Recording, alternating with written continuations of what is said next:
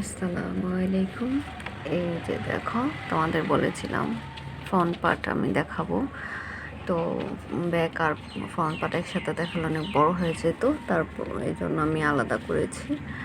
এই যে আমি ভাঁজটা দিয়ে নিয়েছি, মনে করো এটাই আমাদের কাপড়। তো এখানে আমি ফ্রন্ট পার্টটার উপরে ব্যাক পার্টটা দিয়ে নেব আমার কাটিংয়ের সুবিধার জন্য। কিন্তু এখানে কথা আছে, ব্যাক পার্ট থেকে ফ্রন্ট পার্টটা কিন্তু একটু বড় হয় সাধারণত, কারণ ফ্রন্ট পার্টে অনেক কাজ আছে, টিকেন দিতে হয়। টিকেনগুলোর জন্য আমাদেরকে একটু বড় নিতেই হবে। তো সামনে আমাদের প্লেট বসাতে হবে, সেই প্লেটের জন্য জায়গা রাখতে হবে, কাপড় রাখতে হবে। এরপর আমরা ড্রয়িংটা এঁকে নেব ব্যাক পার্টের সাথে এইভাবে। তো হয়ে গেল, দেখো কি সুন্দর, একদমই ইজি। ব্যাক পার্টটা কাটার পরে ফ্রন্ট পার্টটা একদম ইজি। কিন্তু এখানেই বোঝার বিষয়, ফ্রন্ট পার্টে মাপের দরকার আছে, যেখানে হচ্ছে টিকেন দিতে হবে। টিকেন ছাড়া ব্লাউজ তো হবে না।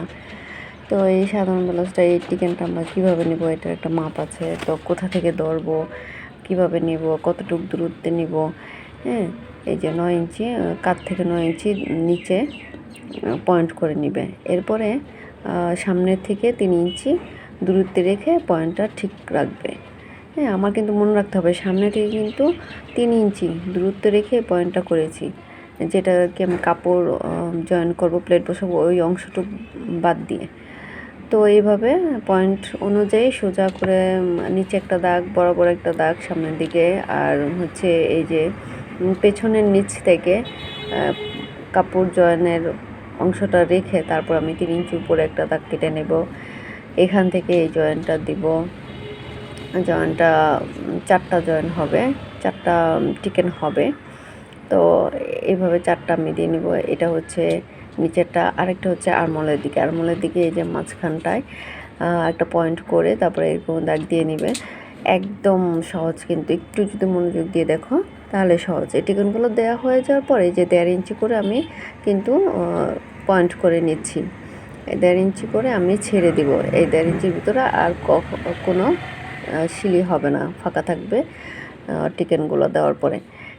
যেমন এই যে আমি এভাবে ধরবো, দূরে এই পর্যন্ত টিকেন দিব, দিয়ে ছেড়ে দিব, আবার এখান থেকে এনে ছেড়ে দিব, এইভাবে প্রত্যেকটা অংশ থেকে ছেড়ে দিব। এই যে আমাদের সামনের যে গলাটা আমি বলেছিলাম যে সামনের কাঁধ অনেকের পড়ে যায় ব্লাউজের, এটা সমস্যার সমাধানের জন্য এই যে ছোট্ট একটা টিপস তোমাদের দিয়ে দিলাম। এই সামনে দিয়ে এতটুকু বাঁকা করে কেটে দিবে, তাহলে তোমাদের কাঁধ দিয়ে আর পড়বে না। তো এই যে আমি এখন প্যাটার্নটা কেটে নিব যেভাবে আমি ড্রয়িং করেছিলাম ব্যাক পার্ট দেখে, এবং আমার টিকেন দেওয়ার পরে আমি এভাবে নর্মালি কেটে নিব। এখানে আর বোঝার কিছু নেই। তারপরে দেখো, এখানে আরেকটু বোঝার বিষয় হচ্ছে, আমি এখানে কিন্তু ব্যাক পার্ট থেকে ফ্রন্ট পার্ট 1 ইঞ্চি বড় নিব সাইডে, এবং সামনে 1/2 ইঞ্চি বড় নিয়েছি কিন্তু প্লেট বসানোর জন্য। আরেকটা কাজ করতে হবে, এখানে এই যে আরমোলে এদিক দিয়ে কেটে দিতে হবে একটু।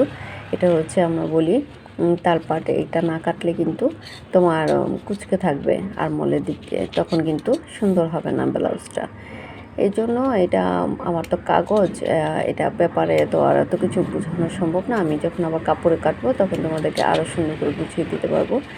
এটা হচ্ছে দেখো, এই পাশে আমি টিকেনগুলো কেচান দিয়ে নিয়েছি। এগুলো কেন দিয়েছি, এই যে দুইটা যেন সমান হয়, কারণ আমার এক পাশে কিন্তু ড্রয়িং করা, আরেক পাশে ড্রয়িং করা না। এই জন্য দুটা একসাথে যেন সমান হয়, এই জন্য এই টিকেনগুলো জরুরি আছে, দেওয়া অনেক জরুরি। তারপর দেখো, ব্লাউজটা ব্যাক পার্ট কিন্তু আমি জয়েন্ট সাইডে রেখেছি আমার দিকে, কিন্তু যখন আমি ফ্রন্ট পার্ট কেটেছি তখন দেখো জয়েন্টটা কিন্তু আমার পেছন দিকে থাকবে, জয়েন্টটা কিন্তু আমার দিকে থাকবে না। এই দেখো, কারণ যেহেতু আমাদের ব্লাউজের সামনের দিকটা কাটিংয়ে থাকবে, এই জন্য আমার তোমাদেরকে আবার বোঝানোর জন্য একটু দেখিয়ে দিলাম প্রথম দিক দিয়ে, কারণ এত কথা তো আর বলা যায় না প্রথম দিকে।